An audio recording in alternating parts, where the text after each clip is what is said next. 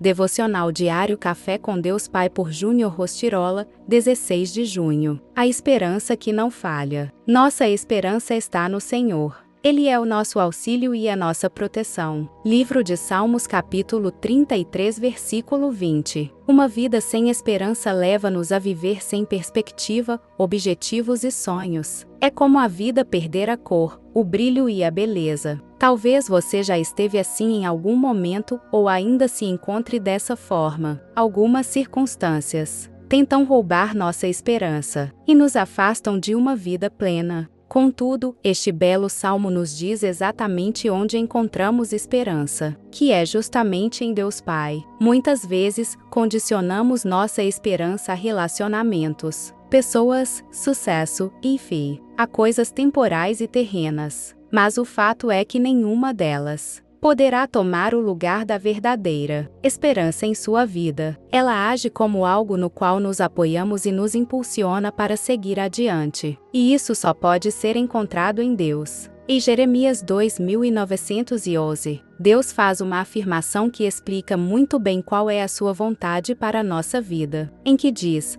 "Porque sou eu que conheço os planos que tenho para vocês, diz o Senhor, planos de fazê-los prosperar e não de causar dano, planos de dar a vocês esperança e um futuro." Ou seja, quando confiamos no Pai e temos expectativas em relação aos seus planos para nós, temos acesso a uma vida cheia de esperança, como um combustível para prosseguirmos. O que tem roubado sua esperança? O fato é que você deve depositá-la no próprio Deus e em seus planos para a sua vida. Não a coloque em pessoas ou coisas materiais, porque nossa confiança deve estar muito além delas. Foque em Deus Pai e dissipe a nuvem da desesperança que tenta pairar sobre o seu coração. Frase do dia: a palavra de Deus renovará a sua mente, dissipará toda desesperança e lhe dará direção. Leitura bíblica, livro de Atos capítulo 7, palavra-chave: esperança. Atos capítulo 7, a defesa de Estevão. Então, lhe perguntou o sumo sacerdote: "Porventura, é isto assim?" Estevão respondeu: "Varões, irmãos e pais, ouvi. O Deus da glória apareceu a Abraão, nosso pai, quando estava na Mesopotâmia, antes de habitar em Harã, e lhe disse: Sai da tua terra e da tua parentela, e vem para a terra que eu te mostrarei." Então, saiu da terra dos caldeus e foi habitar em Harã, e dali, com a morte de seu pai, Deus o trouxe para esta terra em que vós agora habitais. Nela, não lhe deu herança, nem sequer o espaço de um pé, mas prometeu dar-lhe a posse dela e, depois dele, a sua descendência, não tendo ele filho. E falou Deus que a sua descendência seria peregrina em terra estrangeira, onde seriam escravizados e maltratados por 400 anos. "Eu, disse Deus, julgarei a nação da qual forem escravos, e, depois disto, sairão daí e me servirão neste lugar."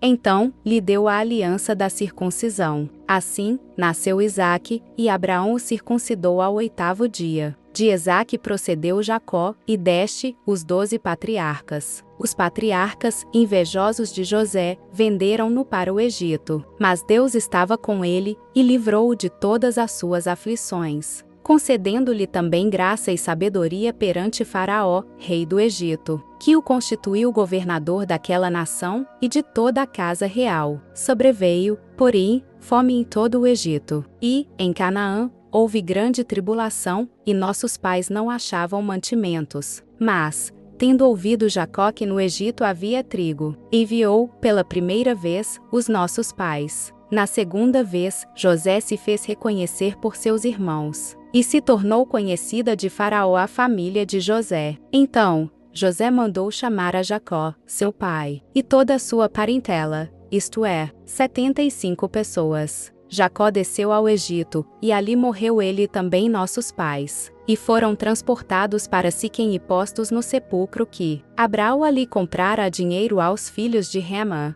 como, porém, se aproximasse o tempo da promessa que Deus jurou a Abraão, o povo cresceu e se multiplicou no Egito, até que se levantou ali outro rei, que não conhecia a José. Este outro rei tratou com astúcia a nossa raça e torturou os nossos pais, a ponto de forçá-los a enjeitar seus filhos, para que não sobrevivessem. Por esse tempo, nasceu Moisés, que era formoso aos olhos de Deus, por 3 meses. Foi ele mantido na casa de seu pai. Quando foi exposto, a filha de Faraó o recolheu e criou como seu próprio filho. E Moisés foi educado em toda a ciência dos egípcios, e era poderoso em palavras e obras. Quando completou 40 anos, veio-lhe a ideia de visitar seus irmãos, os filhos de Israel. Vendo um homem tratado injustamente, tomou-lhe a defesa e vingou o oprimido, matando o egípcio. Ora, Moisés cuidava que seus irmãos entenderiam que Deus os queria salvar por intermédio dele. Eles, porém, não compreenderam. No dia seguinte, aproximou-se de uns que brigavam e procurou reconduzi-los à paz, dizendo: Homens, vós sois irmãos, porque vós ofendeis uns aos outros. Mas o que agredia o próximo repeliu, dizendo: Quem te constituiu autoridade e juiz sobre nós? Acaso queres matar-me, como fizeste ontem ao egípcio? A estas palavras Moisés fugiu e tornou-se peregrino na terra de Midian, onde lhe nasceram 2 filhos. Decorridos 40 anos, apareceu-lhe, no deserto do monte Sinai, um anjo, por entre as chamas de uma sarça que ardia. Moisés,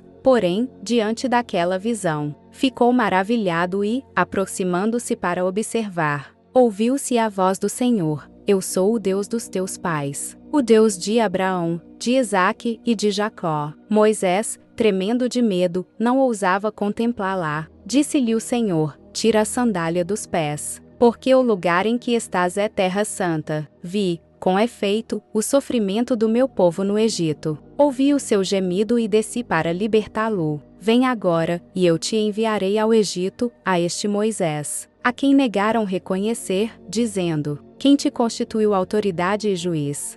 A este enviou Deus como chefe e libertador, com a assistência do anjo que lhe apareceu na sarça. Este os tirou, fazendo prodígios e sinais na terra do Egito, assim como no Mar Vermelho e no deserto, durante 40 anos. Foi Moisés quem disse aos filhos de Israel: Deus vos suscitará dentre vossos irmãos um profeta semelhante a mim. É este Moisés quem esteve na congregação no deserto, com o anjo que lhe falava no monte Sinai e com os nossos pais, o qual recebeu palavras vivas para nos transmitir, a quem nossos pais não quiseram obedecer. Antes, o repeliram e, no seu coração, voltaram para o Egito, dizendo a Arão: Faze-nos deuses que vão adiante de nós. Porque, quanto a este Moisés, que nos tirou da terra do Egito, não sabemos o que lhe aconteceu. Naqueles dias, fizeram um bezerro e ofereceram sacrifício ao ídolo, alegrando-se com as obras das suas mãos. Mas Deus se afastou e os entregou ao culto da milícia celestial, como está escrito no livro dos profetas: Ó casa de Israel, porventura, me oferecestes vítimas e sacrifícios no deserto, pelo espaço de 40 anos, e, acaso, não levantastes o tabernáculo de Moloque e a estrela do deus Renfã, figuras que fizestes para as adorar?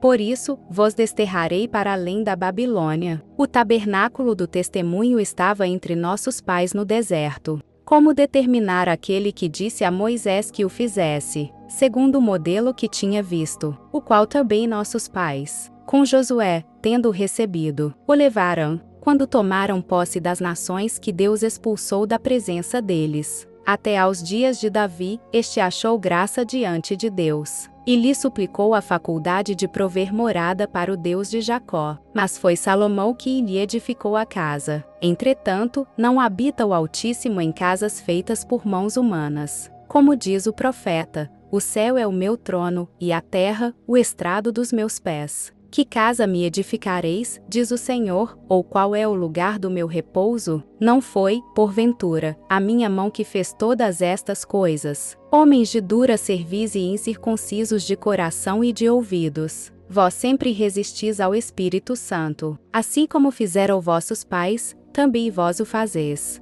Qual dos profetas vossos pais não perseguiram? Eles mataram os que anteriormente anunciavam a vinda do justo, do qual vós agora vos tornastes traidores e assassinos. Vós que recebestes a lei por ministério de anjos e não a guardastes. A morte de Estevão. Ouvindo eles isto, enfureciam-se no seu coração e rilhavam os dentes contra ele. Mas Estevão, cheio do Espírito Santo, fitou os olhos no céu e viu a glória de Deus e Jesus, que estava à sua direita, e disse: Eis que vejo os céus abertos e o Filho do Homem, em pé à destra de Deus. Eles, porém, clamando em alta voz, taparam os ouvidos e, unânimes, arremeteram contra ele, e, lançando-o fora da cidade, o apedrejaram. As testemunhas deixaram suas vestes aos pés de um jovem chamado Saulo, e apedrejavam Estevão, que invocava e dizia: Senhor Jesus, recebe o meu espírito. Então, ajoelhando-se, clamou em alta voz: